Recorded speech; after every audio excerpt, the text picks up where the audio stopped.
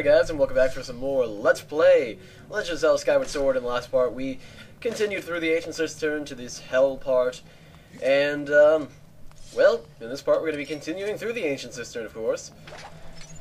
And we managed to clear off some really purpley waterfall, and now we can use this to get this bomb over here. Ah, yeah, so we need to use this bomb to blow up this thing. I don't think you can throw a bomb and hit this. Maybe it'll go far enough and you just have to time it really well. But it's just a lot easier to do that, so I'm going to do that instead, because that is the way you're supposed to solve the puzzle. Let's just take out the whip, because we're going to need it. And just cross these really nasty lily pads. They remind me of the lily pads from The Secret of the Dirty Lake in Super Mario Sunshine. Really obscure reference. Perfect. Anyways, just going to whip our way over here. And I think we just need to climb to the top of this. And somewhere over here we can, like, jump. Alright, and we can latch onto this. Drop over here. Oh, that looks dangerous. I don't think we can get over there yet, so let's just go ahead and come over here. And this should take us to a lever that will make this all a lot easier. Let's see. Need to make that jump. I'm not sure if any of this holds any reference to the poem, but it might. Anyways, we can now flip this around, which will flip around all the pillars, including that one that was spinning really fast, so now we won't go hurtling into the spikes. The only way you can get around that, other than using that switch, is to get a stamina potion and then run extremely fast around that corner. It actually is possible. I've seen it be done. But that's a lot stupider of a way to do it, when you can actually just have it propel you straight over there. See, a lot easier. Plus, you don't have to waste money to do it. The zombie Pokemons are fairly annoying, I think. Just because of the fact that you have to do that whole fatal blow stuff to them. If you can knock them off the edge, then knock them off the edge. Like that. Gave me a hug, threw him in a pit. I don't need your friendship. Anyways, I think we just need to drop over here, and this should take us to something awesome. Or that switch again. Oh yes, this does take us to something awesome. This reverses it back to the way it was originally, but since we could not access this one pillar over here originally, we can now access the— oh god, what happened there? You were supposed to jump, Link. Beaver. You were supposed to jump, Beaver, god. There you go. You're learning, son. Someday, I'll be proud of you. Someday. Anyways, this should take us right over here, and this leads us to something awesome. Oh, in fact, this leads us to the exact purpose of the poem, like the climax of the poem. Again, if you're following along with the poem, which I suggest you do. This is the spider's thread, mentioned in the title of the, one thing. Let's just hit that so we have a little shortcut up here. I think it's useful. But anyways, I love the crunching noise it makes when you're, like, walking around this area. It's just so weird, because obviously we're on a pile of bones, but that crunching noise, I don't know. It's just, I don't know how to feel about it. I'm not sure if I feel really entertained or if I feel completely disgusted.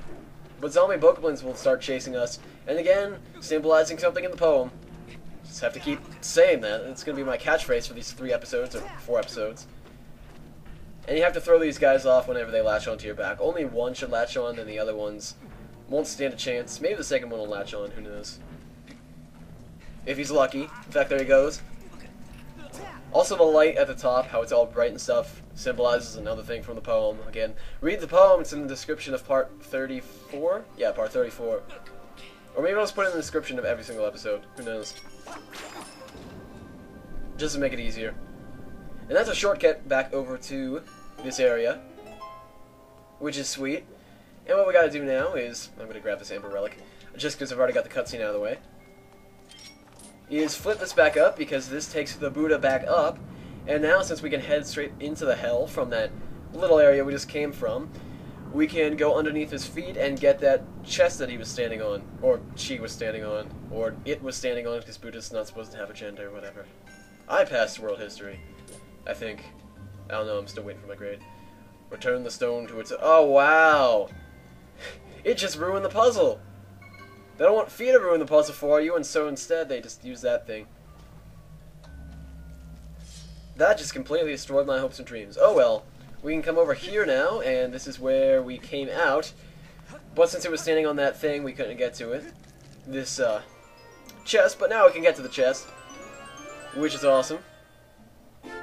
You are the Blessed Idol! This carved wooden statue looks like it's supposed to inspire gratitude. It also looks like the stone statue on the upper floor. And suddenly, the Buddha's feet start crushing in. You just gotta run out of the way. Don't bother to kill the bokoblins, because you're probably not gonna make it. In fact, they'll just stand there like idiots as they slowly get crushed by the feet. Just dandy. But now we can head up to the boss door. I didn't realize we were gonna finish the dungeon this fast. I thought maybe I had like a whole nother part, but all we need to do is head up on these geysers and open that keyhole door thingy we saw. So let's just go ahead and head over there. In fact, we're already at the top. So, let's use this to just insert it in there. Really, probably the easiest key of them all, because you just gotta flip it over and then put it in. Wait, no wait, never mind, wrong way. That's the way.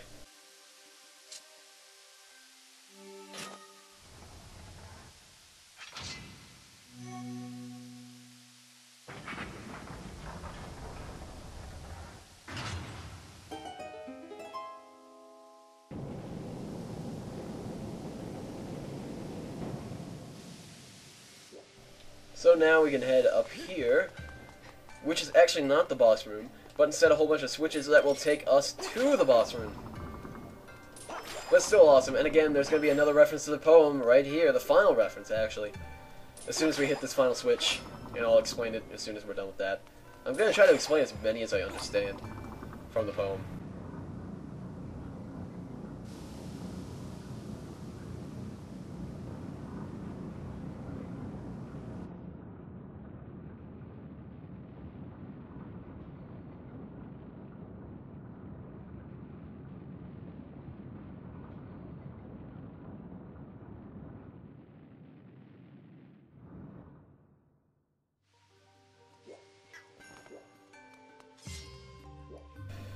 And that's all the references I know of, at least. I might have missed some.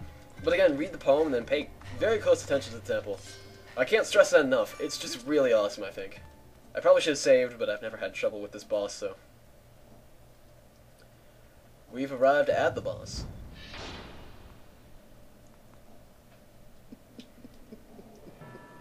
Oh god, Freddie McFruitcakes is back. You certainly are persistent. I'm terribly busy trying to find a clue that will help me revive the Demon King. Your incessant buzzing around my head like some sort of irksome gadfly when I'm this busy is, well, it's making me very disagreeable.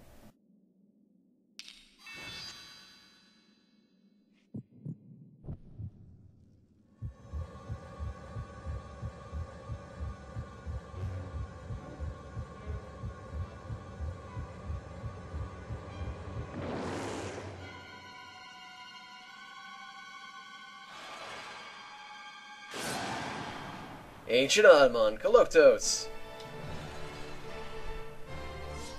This is, again, one of my favorite bosses in the entire game. This is why I love this temple. The boss is awesome, the dungeon's awesome. I just love it. But this guy is really easy. You just gotta come up to him. You gotta come up to him, let him swing his axe at you, and then pull off his arm. Well, actually, that's not really his axe, but let him swing one of his arms at you, and then he will take out his other arms. And you gotta just simply pull these ones off. And now you can stab at his heart, or stomach, or whatever.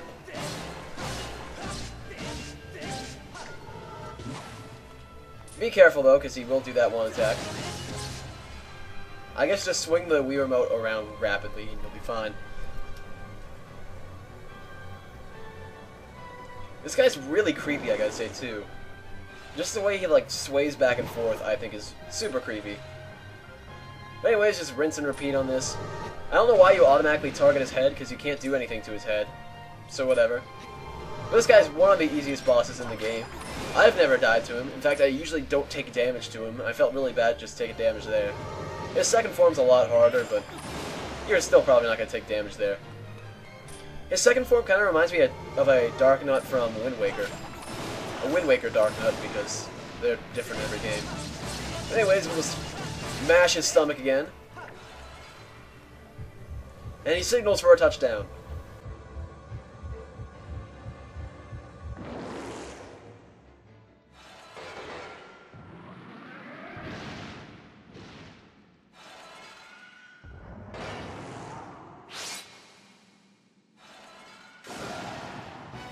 And with that, he grows feet and gets out a whole crapload of swords.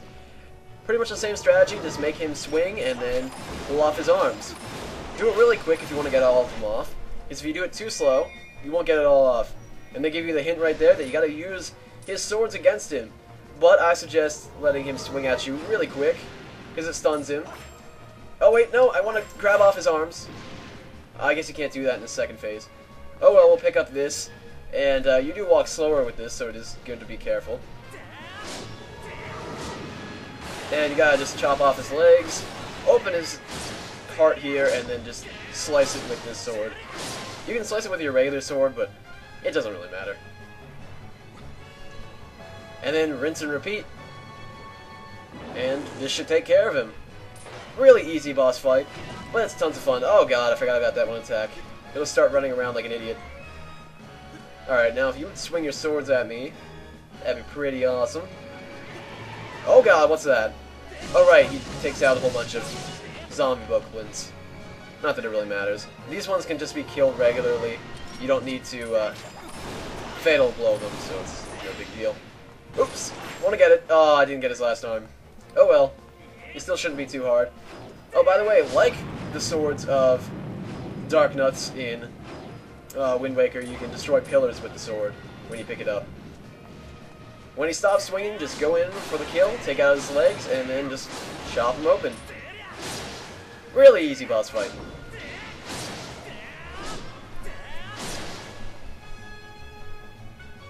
Oh, I guess he has one more hit.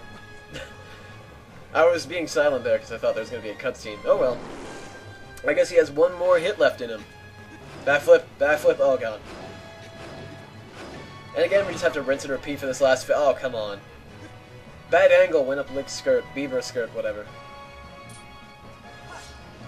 Now, if you could just swing at me or drop more of these dead bokoblins, whatever, I don't really care.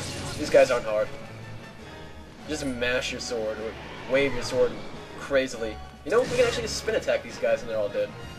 That's a lot easier. Now, if you could swing your sword at me...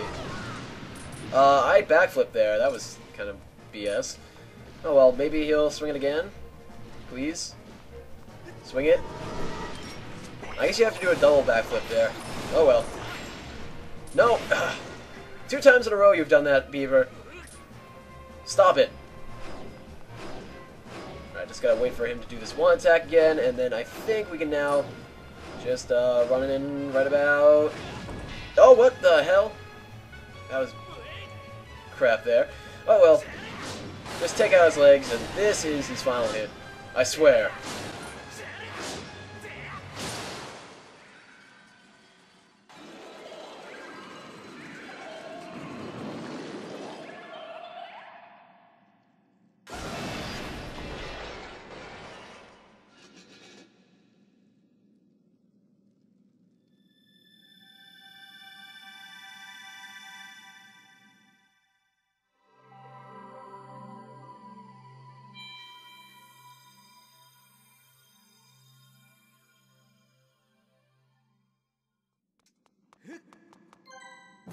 You got a piece of heart! Your life energy has been increased by 1 and been fully replenished! Oh boy! Now we have 2 rows of hearts. Tons of fun.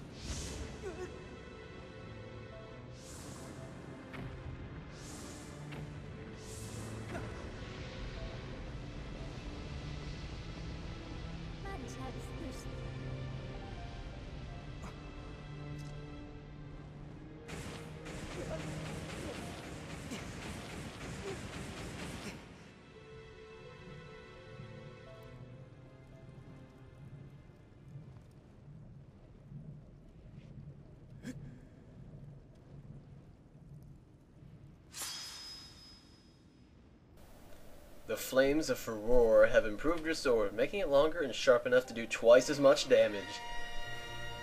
Hells yeah!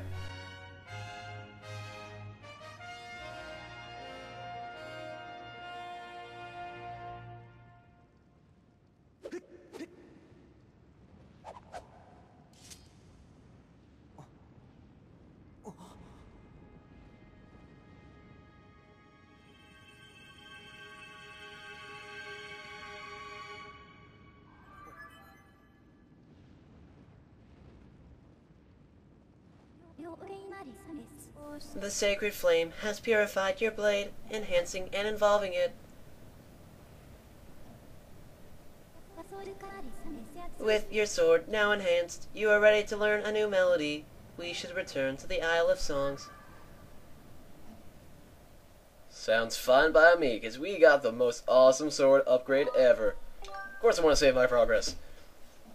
With this longer sword, we can also get this one item using a minigame. Via a minigame, I should say. Not really using the minigame. And it'll make building a lot easier, but that's besides the point. We'll do that later. Ah, the sword you carry is different since I last saw you. Yes, I see, it is much improved. To think, the goddess's chosen hero is but a mere boy. Quite a twist. Chosen hero not, you do not yet possess the strength that is required to wield the full power of the blade. You must train yourself further. Devote yourself wholly to this task. Farewell, boy.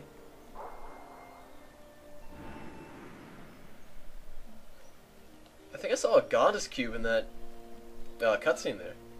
That up there. Wonder how we get to that. Oh, I think I know how we get to that. But that's much later. Anyways, thank you guys for watching, and in the next part, we will head back up to Skyloft, get a whole bunch of upgrades, and, well, we're gonna have a good time. See you guys then.